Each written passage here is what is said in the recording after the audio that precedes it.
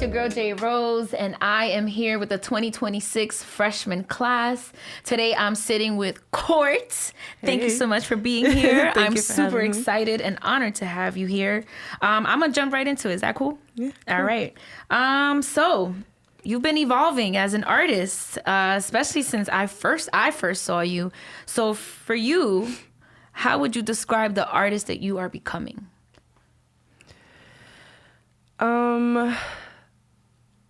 That's a good question. I think I'm just someone who aims to heal. I think the biggest thing with myself and my work and with my poetry journey so far has just been healing. A lot of my work has healed myself.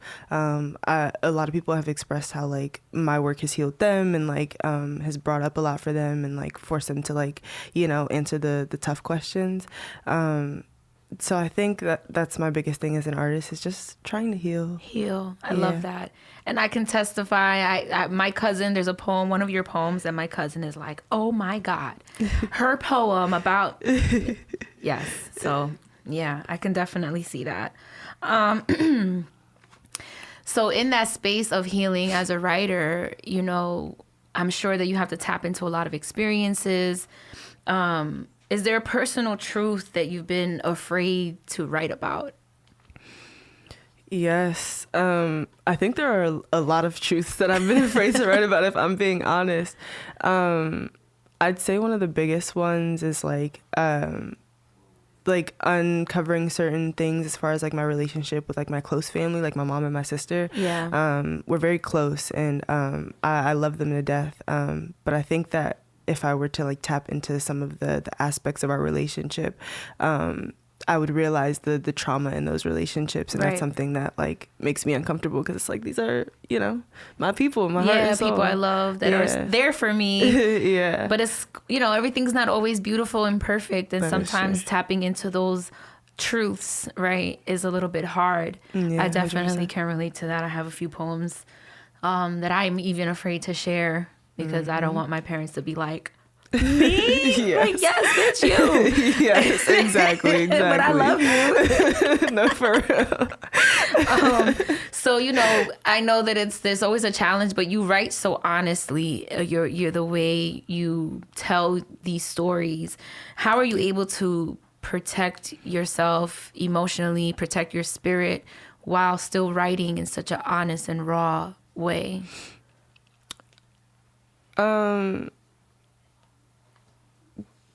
Truth is I don't. I think that a lot of the pieces that I write require, like you said, they require me to be open and almost break myself for the poem. Yeah. I grew up going to therapy. I started therapy really young. So I think I've learned certain coping skills that help me, revert back to myself, and keep going. But, when it comes down to it, it takes me breaking myself to do it. And sometimes, I will live in that poem for a few months until I, heal from the situation. Performing it definitely helps me get through it and stuff like that. But yeah. Wow. That leads me right into my next question. Look at you. How do you know that a poem is ready to be shared on stage, especially if you're writing about something that's so vulnerable to you personally? How do you know that, okay, I can share this with people? Sometimes I don't always know. I just love the performing aspect of it. I think performing a piece just brings a new life to the piece. And, the feeling I get writing a poem is very different than the feeling I get performing a piece. Okay. That's I could see that. Yeah, sometimes I'll write a piece and I'll write about it and just think about writing it, and then I'll perform the piece and be bawling my eyes out. But I wrote the piece. When I wrote the piece, I was all oh, okay. Oh, that's a bar. Yeah. I mean? And then you get up there, you're wait. Then I'm wait, why am I crying? What the hell? Literally, I'm wait, I'm actually talking about trauma here. This shit really happened to me. Yeah. So I think it, I just, like if I really like a piece, I will perform it. I'm more of a slam poet, so if I think it's a slam piece and I'm like, oh yeah, this is nice, I'm gonna get good scores on this one. I'm gonna take it to a slam and see it. It's them trauma poems, man. Them trauma poems be hitting. I don't know why people like just. I guess it's the relatability, right? It's the giving the people opportunity to feel their experiencing. You're not alone, right? Yeah, that's true. Yeah. How do you see yourself now shaping and impacting the poetry community since you stepped on stage?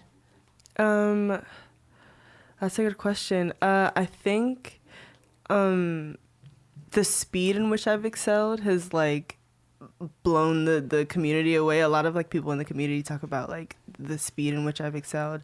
So I think my like I can't say that I wholeheartly believe that every poet is dedicated, but I think my dedication seeps through me and my work, and I think a lot of people have expressed that that's just beautiful to see through. Yeah, absolutely. I mean, everybody has their own journey, right? Yeah. And everybody has their own pace, and I think that that's something that for you, your particular journey, it's just you've excelled and you've moved through the community at such a great speed, but that just speaks to the dedication, and I love that. What was your reaction when you found out you were joining the freshman class this year? Oh my gosh, I was hype. I was really hype. I can't say that it took me the most by surprise, but like talk heavy. She was like, I got this. No, I can't say it took me the most by surprise. I knew that I had a lot of people rooting for me to be in the freshman class. Oh yeah, people really were good. In my ear like, Court better be on that list. Yeah, that felt really good. But I was just genuinely overjoyed. I know that like being in the freshman class just opens up so many opportunities. And so it was just like, oh my God, like we're in 2026 now. Like I'm excited to see where my journey is going. Yes, we in the building. We here. We ain't going nowhere. We are here. All right, real quick, lightning round. One answer. No time to think about it. When you're writing, coffee or tea? Tea. Yeah, I knew that. The girlies like this tea. Pen and paper or notes app? Pen and paper. Real poets in here. All right, a poet to change your life. Joel Francois. Ooh, incredible. I like that. Okay, a song that feels like poetry. This song called Good Day. Yeah, by Molly, I think her name is. Okay. M-A-L-I. All right. And one word that describes your artistry. Love. Oh, love. All right. Thank you so much for chopping it up with me. I'm super excited to see what else you bring to the community and in your journey. Are you ready to show them what freshmen do? I sure am. All right. We'll be right back with a performance from Court. Even Judas sat at the table with Jesus. And for those of y'all that don't know the story, Judas sat at Jesus' table, ate his food, consumed all he had to offer, and turned on him. Killed him with a kiss. I stopped hosting dinner parties. The first one I hosted ended somewhere between my best friend sleeping with a guy that I loved and my friend stealing money from me from right under my nose. I know. I should have been more aware. But you see, the thing about sitting at the table with people is you can only see their hands sometimes, feet never, so you never know who's attempting to step on your toes. You just have to trust them.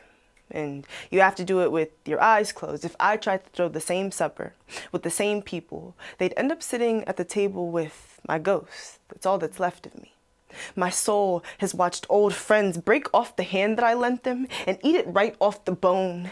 The shoulder I gave them to cry on disintegrated by their tears of acid as if it was an attempt to rob everyone else of that same shoulder, including myself. They worshipped my wisdom, so they offered me a sanctuary, just so I could pour myself onto their tongues. I'd host these dinner parties as an attempt to bring all my friends together, however, didn't know that the feast would feature fragments of my soul, my golden heart, the main dish. I'd dish out advice, not knowing that it was just the appetizer before my life was to be devoured. They consumed every version of me.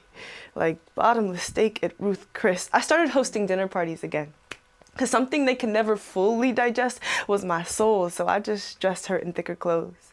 I made sure the table was clear, just so I could see who attempts to step on my toes. I was more aware this time, invited new people to this dinner party. We broke bread over our shared love for dining and partying. We partied potluck style, scattered our life stories across the glass table, consumed food like we had never eaten before. We were starved of community, companionship, communion. We devoured dreams, poured ourselves into wine glasses and toasted to tasteful tandem. And I could see everyone's hands, everyone's feet. No one attempted to step on my toes, y'all. And when it was time to go, we embraced each other so tight, basking in the fact that we just fed our souls. My best friend came over. She wrapped me in her goodbye. She sealed it with a kiss, and I instantly remembered Judas, how he sat at Jesus' table, consumed all he had to offer, and turned on him, killed him with a kiss. And at that moment, I knew that this was my last supper. Ooh. Oh.